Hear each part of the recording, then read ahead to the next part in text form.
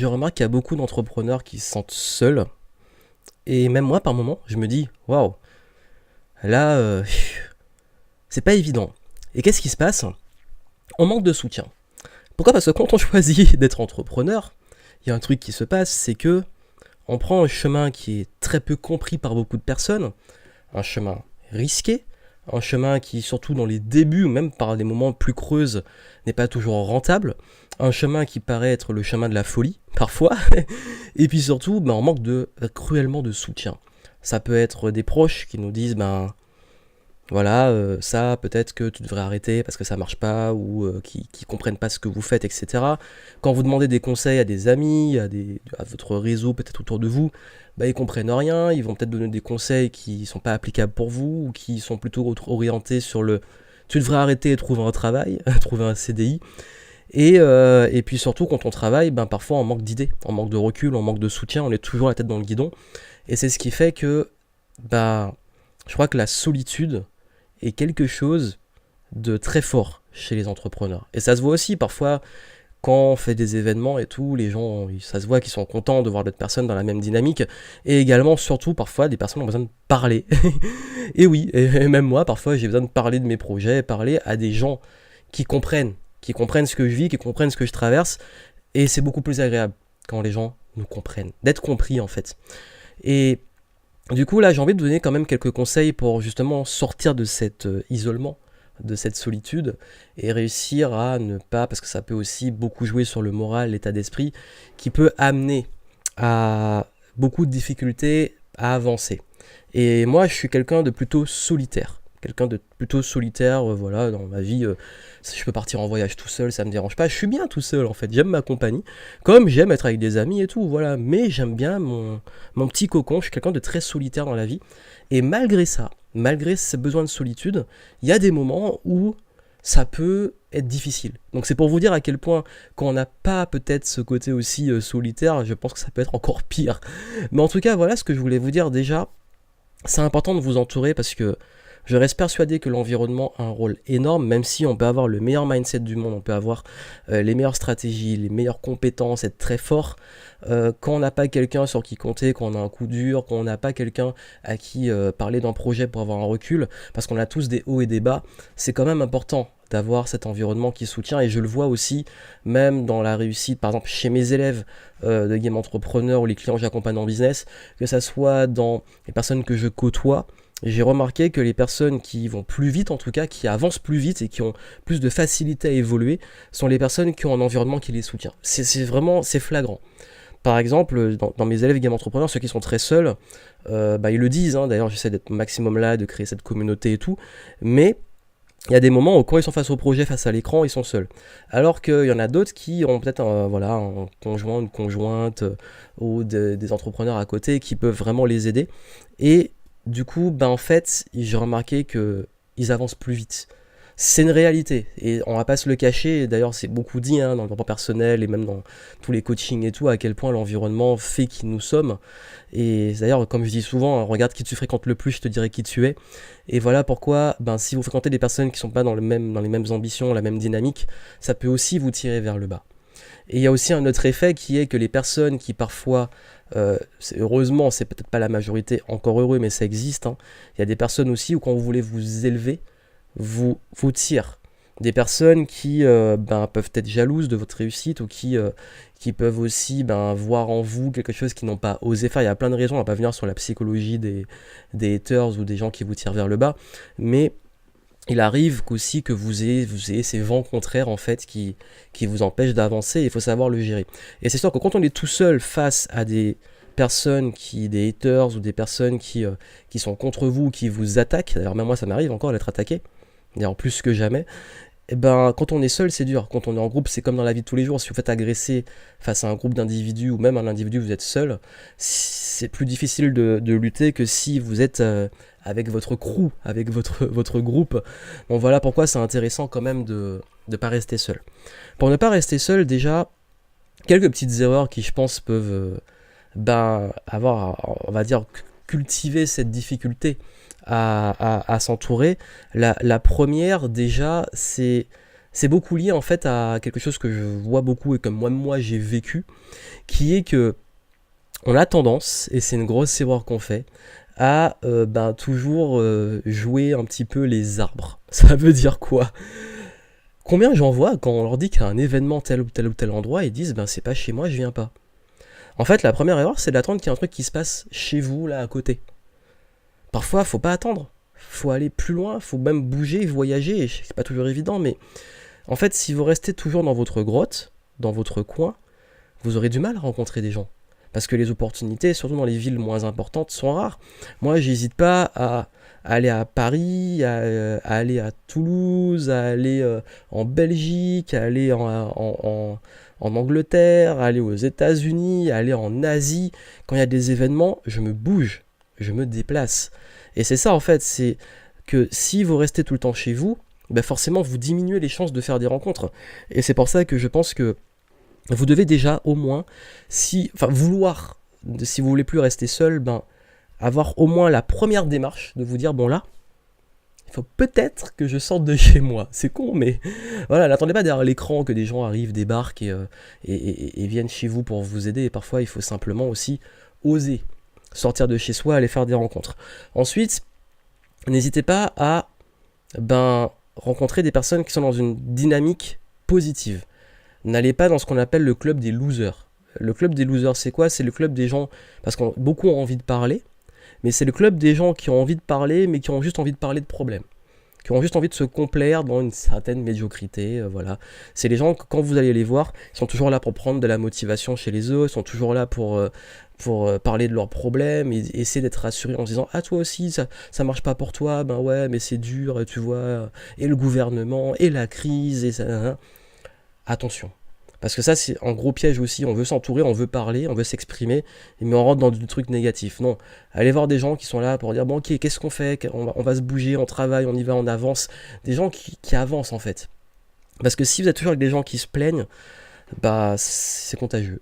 C'est contagieux et vous allez rentrer dans ça également. Au même titre, ça va être dur à accepter, mais ne devenez pas un boulet pour les autres.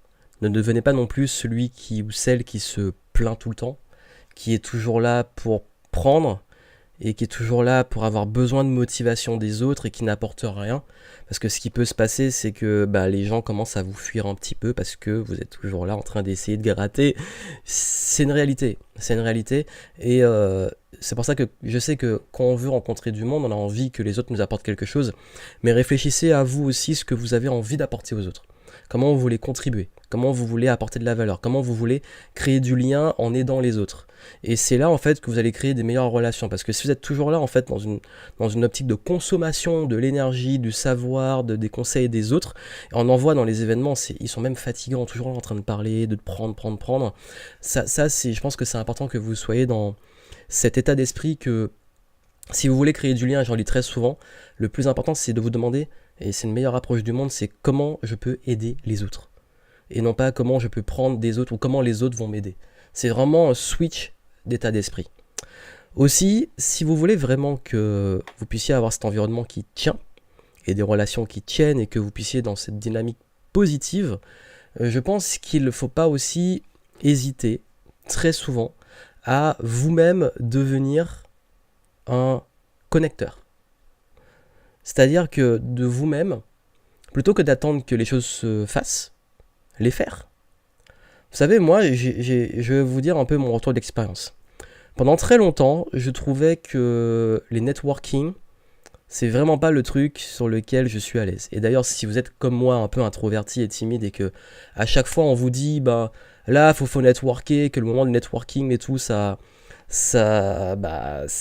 moment un peu difficile où vous savez pas comment aller parler aux gens, il y en a qui sont copains et tout, on se coin, du coup on va prendre un petit verre, on se cache, on espère que quelqu'un va venir nous parler, et puis c'est trop bizarre. Moi je suis vraiment pas du genre à aller parler à tout le monde dans les trucs networking, et comme j'ai vu qu'il y avait ce manque, je me suis dit comment moi je pourrais faire un concept qui aide à créer du lien sans que j'ai à me forcer à aller parler aux gens. Donc du coup, qu'est-ce que j'ai fait? Pendant un moment, ça s'est fini, mais pendant 6 mois, je faisais des événements à Bordeaux où le but c'était de créer des networking, mais avec un concept de faire d'ateliers où on utilisait des mécaniques de jeu, des outils pour créer du lien. Et il y a un lien qui s'est fait très vite avec les gens, même qui ne se connaissaient pas, sans qu'ils aient à faire une démarche d'aller vers l'autre, parce qu'en fait, dans l'événement et dans la façon comment c'est amené, ça se fait naturellement. Et du coup, j'ai créé le truc qui manquait. Pareil, là, je vais faire un séminaire Game Entrepreneur Live, j'en profite pour en parler, forcément. Si vous voulez rencontrer du monde et vous créer un bon environnement, les inscriptions sont encore ouvertes, vous avez les informations en description, donc inscrivez-vous, hein, il n'est pas trop tard pour vous inscrire et prendre votre place, surtout si vous partagez les valeurs, l'approche que j'ai, les intervenants qui seront là, donc c'est l'occasion, vous pouvez voir les témoignages et les retours des gens sur les valeurs qui les fédèrent, donc des gens qui peut-être vous ressemblent si vous me suivez. Et l'idée, c'est que, pourquoi j'ai fait cet événement? Parce que même moi, je vais à énormément d'événements, que ce soit aux États-Unis, au Canada, à Londres, en France. Et il y a des choses qui sont bien et des choses qui sont, pour moi, moins bien parce qu'en fait, c'est mes besoins. C'est-à-dire que parfois, je trouve qu'il y a trop de storytelling dans le sens, c'est bien le storytelling, raconter des histoires, mais au bout d'un moment, j'en ai marre d'entendre la vie des gens. C'est intéressant, mais honnêtement, pourtant les gens aiment ça. Je sais que vous êtes nombreux à aimer. Il y aura du storytelling dans mon événement parce que c'est toujours intéressant d'avoir des retours, mais pas que ça. Parce qu'au bout d'un moment, et c'est arrivé que j'allais à des événements où chacun raconte sa life, et au bout d'un moment, j'ai dit donne-moi des trucs, donne-moi des pépites, donne-moi des conseils, donne-moi des trucs à faire. Ta life, au bout d'un moment, je m'en fous. Donc c'est vrai en plus. Donc c'est intéressant, mais au bout d'un moment, on parle pas que de toi, quoi. Donc du coup, qu'est-ce que j'ai dit? J'ai dit je fais un événement où le but, c'est qu'on donne quand même du concret, des pépites. C'est pour ça que même dans mes contenus, j'aime pas raconter ma life pendant 10 ans. Et également, l'idée, c'est aussi de pouvoir créer justement des outils, comme j'ai fait dans les ateliers d'ailleurs. Pendant l'événement, on va faire un truc qui va vous permettre, même si vous êtes timide et introverti, de vous connecter aux autres. Vous allez voir, ça va être marrant. Et ça va pas être un truc, quand je disais ça va être marrant, n'ayez pas peur en vous disant, oulala, qu'est-ce qu'il va nous faire? Non, justement. Parce que moi-même, étant un introverti et tout, je vais vous donner des trucs qui vont être cool pour vous connecter aux autres. Vous avez vu, en fait, c'est ça, c'est que je cherche toujours. C'est-à-dire qu'au lieu d'attendre qu'on fasse ces trucs pour moi, et ça, c'est une démarche, hein, je crée le truc. Donc je me positionne en leader. Et vous-même, si par exemple dans votre vie, dans les trucs, vous voyez qu'il manque ça, boum, faites-le. Faites votre événement, faites vos trucs et devenez connecté, fédéré, et vous allez voir que vous allez vous positionner en rang de leader et que ça va vous aider à avoir les trucs. Donc c'est un peu une idée, c'est que moi c'est ce que j'ai fait avec l'événement, c'est que j'ai invité les gens intervenants que j'apprécie, en qui j'ai confiance, j'ai créé un concept où je réunis le type de valeur que moi-même en tant que consommateur j'aurais aimé avoir dans un événement, et aussi je donne des trucs qui moi-même m'auraient aidé en tant qu'introverti, ancien timide, pour pouvoir créer du réseau plus facilement, trouver des clients plus facilement, etc. Donc vous avez vu, donc si justement vous êtes souvent un petit peu seul et tout, parfois la meilleure façon de passer ça, c'est au lieu il y a aller à des événements et tout ça, c'est très bien, et peut-être qu'un jour, quand vous vous sentez prêt, hein, ça demande du temps, vous-même, hein, et je dis pas forcément de vous faire un événement, hein, ça peut être simplement de dire, voilà, les gens, vous êtes initiateurs du mouvement. Pourquoi? Parce que j'ai remarqué un truc aussi qui arrivait très souvent, même dans les groupes d'amis, c'est le moment, je sais pas si vous est déjà arrivé, le moment où on est tous ensemble et on se dit, bon on fait quoi? Et personne ne prend une décision. Bon, on mange où? Tel restaurant, personne ne prend une décision. Et c'est que quand un décide que le groupe suit, le leader généralement.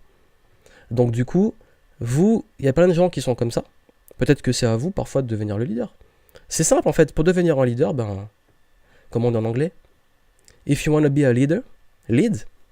Si vous voulez devenir un leader, je sais pas comment on dit ça, l'idée, je sais pas que ça se dit, c'est ça en fait. C'est, si vous voulez vraiment vous créer cet environnement, créez-le. Connectez-vous. Et bien entendu, connectez-vous avec des gens qui partagent vos valeurs, votre vision, c'est quand même assez important. Ça me paraît évident, je ne l'ai pas dit, mais il faut quand même le dire. Et puis surtout, devenez aussi celui qui fédère, devenez aussi une opportunité pour les autres en apportant des choses, en apportant de la valeur. Même, apporter de la valeur, ça peut être juste être dans une bonne énergie positive et de l'écoute. Vous savez, l'écoute, c'est tellement, tellement, tellement puissant, l'écoute. L'écoute, c'est ce qui permet de...